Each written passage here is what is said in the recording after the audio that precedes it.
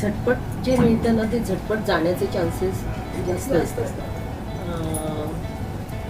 जसं माझं सांगायचं तर मी मुळात सुरुवातच अशी झाली, मी वर्कशॉप केलं होतं 2001 मध्ये अभिनयाचं, आणि मला पहिलं काम मिळालं 2006 मध्ये.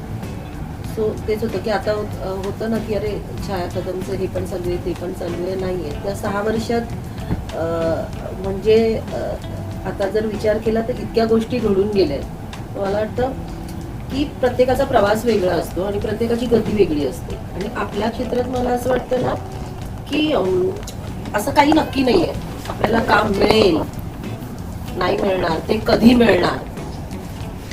तर मला वाटतं की प्रत्येकाने ना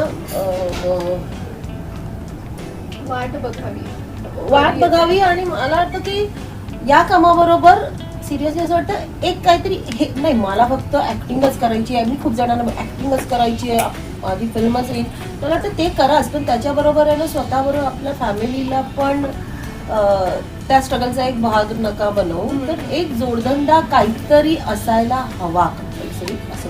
म्हणजे पूर्णपणे या क्षेत्रात येण्यापेक्षा अजून काहीतरी तुम्हाला एक ऑप्शन काहीतरी पाहिजे. कारण ऍटलिस्ट आपण आपलं जे स्ट्रगल आहे ना, जसं की आपल्याला स्ट्रगलसाठी प्रवास करायचा आहे तर त्याच्यासाठी पण तर आपल्याला पाहिजे ना हातात पैसे.